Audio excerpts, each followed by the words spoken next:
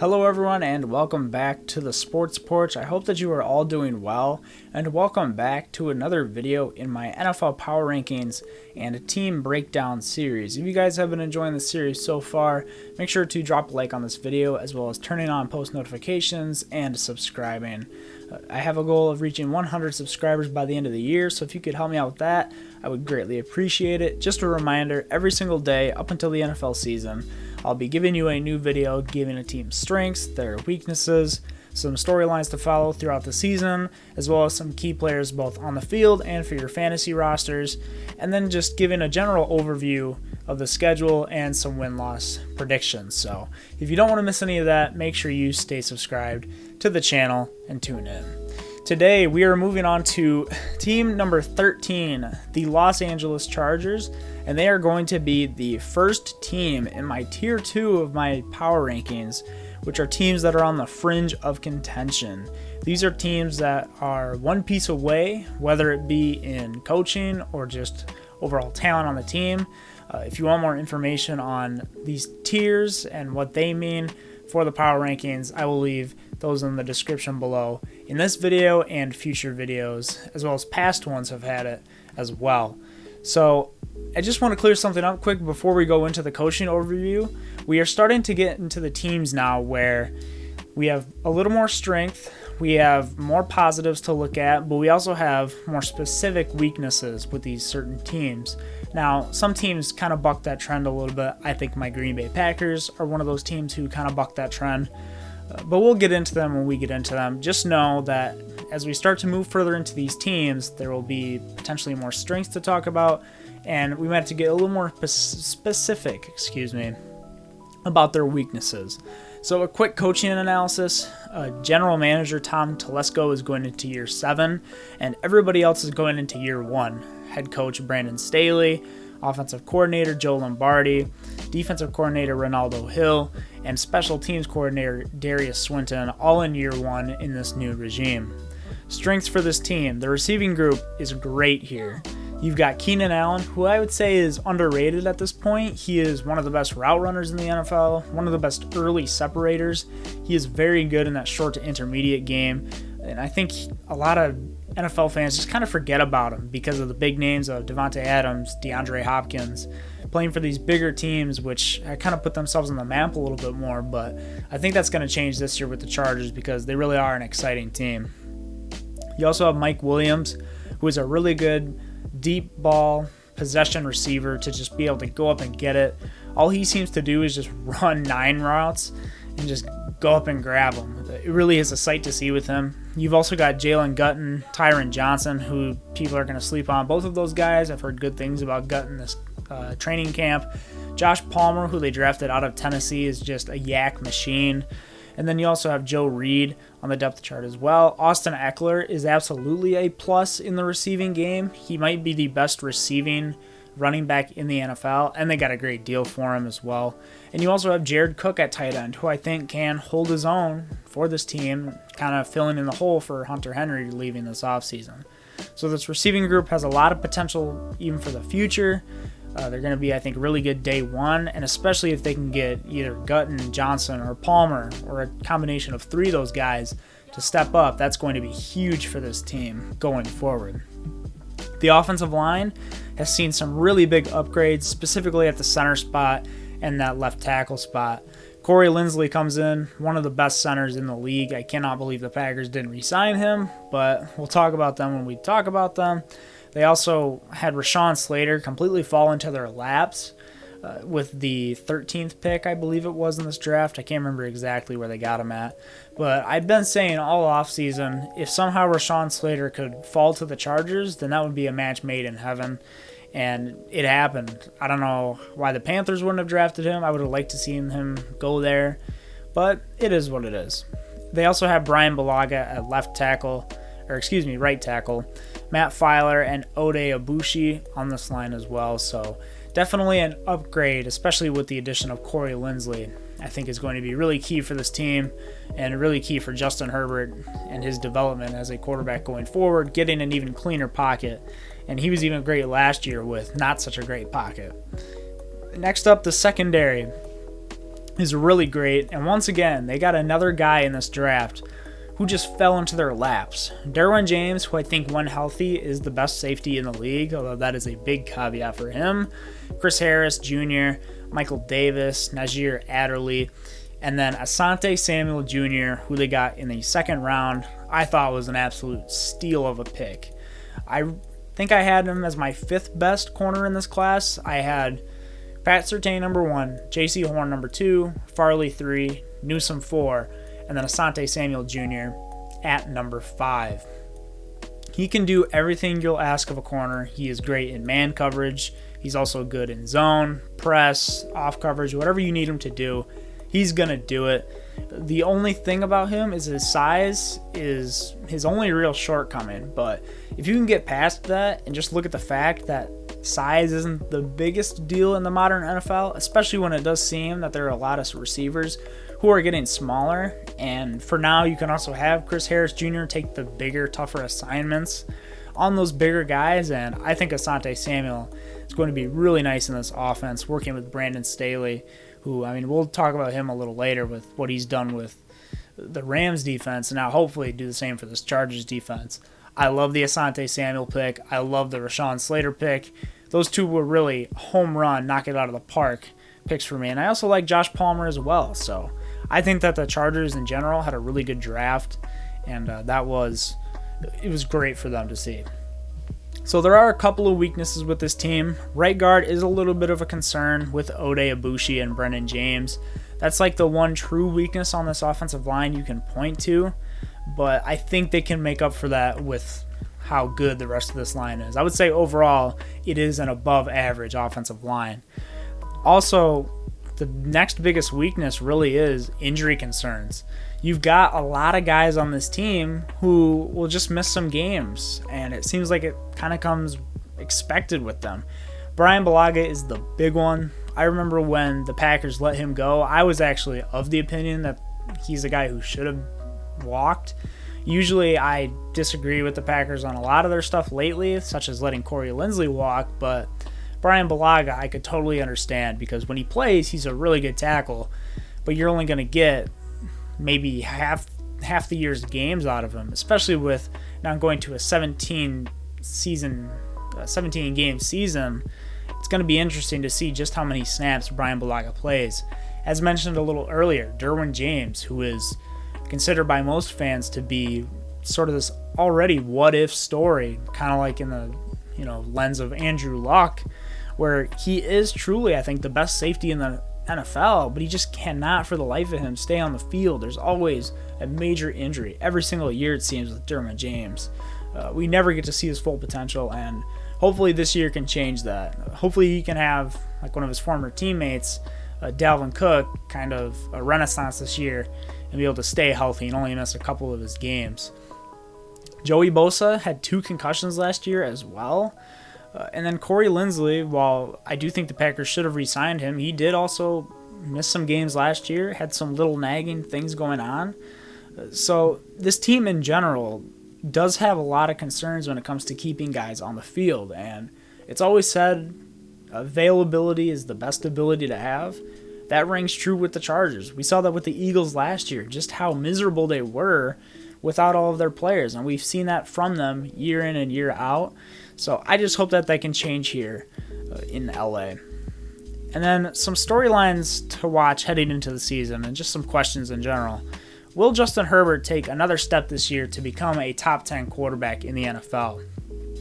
Last year, he was a very polarizing draft prospect. I was on the side of not having faith in Justin Herbert, although I guess obviously looking back, I was very wrong about that. He was incredible last year. He's got a cannon for an arm, and he really does have, I think, potential to be a better Matthew Stafford with just the way that he can sling the ball around. He's got a little bit of mobility to him to be able to move within the pocket and make some plays happen. But it really is all about that arm for Justin Herbert and being able to step up. We'll have to see what Joe Lombardi does with him, but being a quarterback's coach for the New Orleans Saints, that's a pretty good track record to have for working with QBs, especially with how good the Saints have been without Drew Brees in the past couple of years. especially with how good Teddy Bridgewater has looked there. So we'll just have to see with Justin Herbert. I have a lot of faith in him stepping up this year and just this team in general being really good. And then how far can Brandon Staley take this defense? I think he can make it top 5 in the league this year. If they really do take a jump, if Derwin James stays healthy, if Asante Samuel Jr. really comes on as that second corner for them, he can do, we've already seen what he can do with pass rushers and how good he is at adjusting to guys. So I think Joey Bosa is going to really have a career year and kind of remind people and wake them up as to why he is a really good player. Even though he's kind of outshined by his brother Nick, who I think is better than him, I don't think the gap is necessarily that far apart. And I think he's going to prove that this year. I was of the opinion when he first got hired here that I would have liked to see them go with a Brian Dable and Eric Bieniemy, more of an offensive-minded head coach. But the more that time goes on, the more I really am lightening up to the Brandon Staley hire. I've listened to him in interviews and things of that nature, and he does seem to have a good head on his shoulders. He seems to have worked with offense more than I previously had thought. He's not just a strictly defense guy. He has worked in offensive systems before. He's done some special team stuff, and he's been exposed to both sides of the ball. So I think that Brandon Staley is going to do great things with this defense for sure. We'll have to see what happens with the offense. And then some key players for this team. Justin Herbert, number 1, obviously. Just needs to elevate to another level, and this team can really become a contender. Rashawn Slater being Justin Herbert's blind side this year. He's drafted there for a reason. I really like the pick, and I just hope that he can step up and stay at that spot and really prove why he was the second tackle taken off of the board. And I mean, there were some people who even had him on par with Penei Sewell or even slightly better than Penei Sewell. I don't quite agree with that. I think Sewell was the best tackle prospect in this class, but I can certainly see the argument for it. He's more versatile than Sewell is. He's more polished day one than Sewell is. But hopefully he can bring all that polish and versatility to this Chargers team in year 1. And then Derwin James. I mean, listen, if he's on this defense, I mean, he is a lockdown safety back there for them. He truly is a generational safety talent. He can cover, he can come down and hit you hard in the box. I mean, he can really do just everything that you want. And if he's healthy, he's going to take a lot of pressure off of Asante Samuel Jr. as well as Chris Harris to really elevate the secondary. And like I said before, we know how good Brandon Staley is with elevating defenses, especially in that secondary last year with Jalen Ramsey and Darius Williams at those corner spots. So, and then John Johnson as well at safety for them. So then the best fantasy players, this team has a lot of them.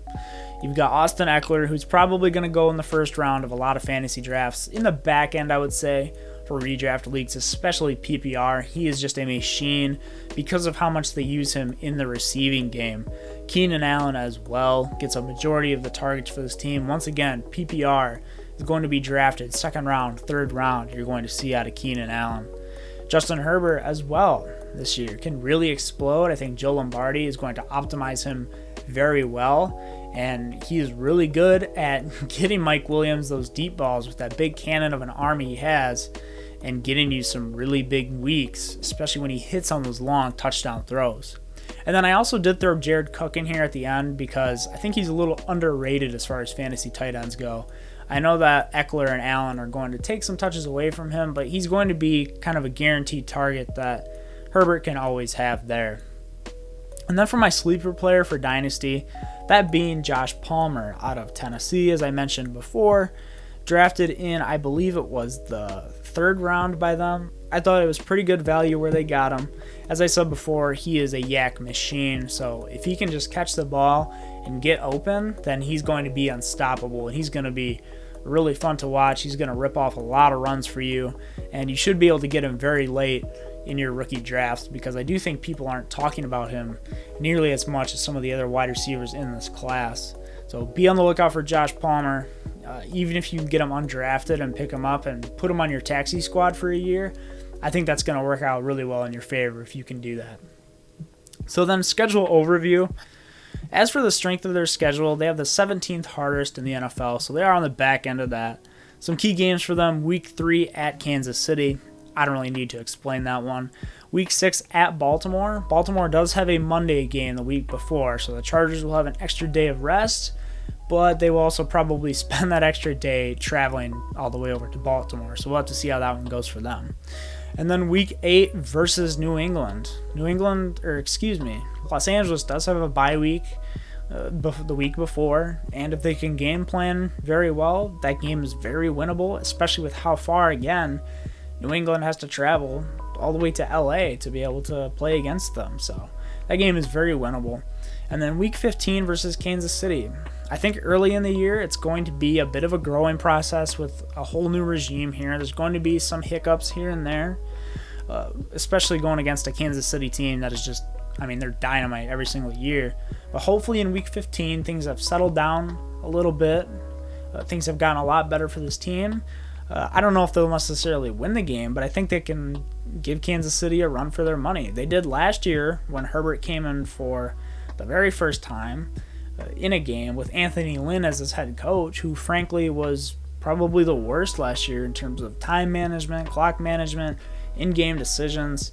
It really was a rough patch last year in terms of coaching for the Chargers, and I think that's been fixed with this new regime coming in. So my prediction for this team, I have the Chargers going 11-6. It really is, to me, like I said before, they do have somewhat of an easier schedule. They play Dallas, Las Vegas twice, Denver twice. I think both of those are honestly very winnable games. I think the Chargers and the Chiefs are quite a step ahead of the Broncos and the Raiders in this division. As long as Drew Lock and Teddy Bridgewater are the quarterbacks for Denver at least, I have a lot more faith in the Chargers. They have to play Philadelphia, Minnesota, like I said before, Denver, Cincinnati. They do have some easier games on the schedule mixed in with, the Chiefs, who, like I said before, every other team could be a guaranteed 2 losses this year. My floor for them is 8 wins. There is a chance that with these injuries happening, it's going to look very similar to last year where they're in a lot of close games, but they don't win a lot of them. And also with a new regime, there is going to be a little bit of gelling time that needs to take place, although I do think the talent level there kind of makes up for that. And then my ceiling for them is 13 wins. There is a chance that this offense just clicks right away. There's a chance that Justin Herbert steps up into that top 10 echelon of quarterbacks by the time the year is over. There is a chance that this defense becomes top 5, if not even top 3, with Derwin James staying healthy, Joey Bosa, Chris Harris, Asante Samuel. They have a lot of guys on this team. Just a lot of talent overall that Ted Telesco has acquired over the past couple of years, and I can't tip my cap to him enough for what he has done in building this team. The Vegas over-under for this team is 9.5 wins. I would absolutely hammer the over. As you can probably tell from how I'm talking about them, I'm very high on the Chargers this year to really be great. And then finally, just an overall wrap-up statement for this team. They have a lot of talent. And along with that talent, they now have some formidable coaching to go with it. I think we could all see last year the big problem for the Chargers was Anthony Lynn. He just didn't quite work as a head coach, and you're not going to just bring a guy back after firing him as your head coach to be offensive coordinator. So they also have received a real big shot in the arm this year with some key spots. People complained about the offensive line last year. Here's Corey Linsley and Rashawn Slater. Corner wasn't the best last year. Here's Asante Samuel Jr. on the other side of Chris Harris. And oh yeah, by the way, Derwin James is coming back this year, which is basically another addition for them. They got upgrades at key positions, as I've said before. That is very important to a team, and especially a young team at that with a young quarterback in Justin Herbert. Now, the biggest question for them is how far they can go, I think, in the playoffs with this young coaching staff.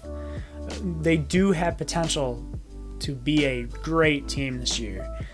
So I just want to say, be ready for the Chargers. Do not sleep on this team. This team kind of reminds me of Washington a little bit, but with a potentially great quarterback at the helm. Not saying Ryan Fitzpatrick is bad, but Justin Herbert is certainly better at this point in his career and projects a lot better than Ryan Fitzpatrick does. So be on the lookout for the Chargers. Be on the lookout for that defense especially. They are going to be nasty this year. But that's all I have for the Los Angeles Chargers. Let me know what you guys thought of their power ranking below. Do I have them too high or too low? Let me know. Once again, if you enjoyed this video, make sure you drop a like, as well as subscribing and turning on post notifications. Just a reminder, every single day up until the NFL season, a new video from me will be coming out covering each and every team, breaking them down. But until next time, thank you guys so much for watching, and I will see you guys on the next one.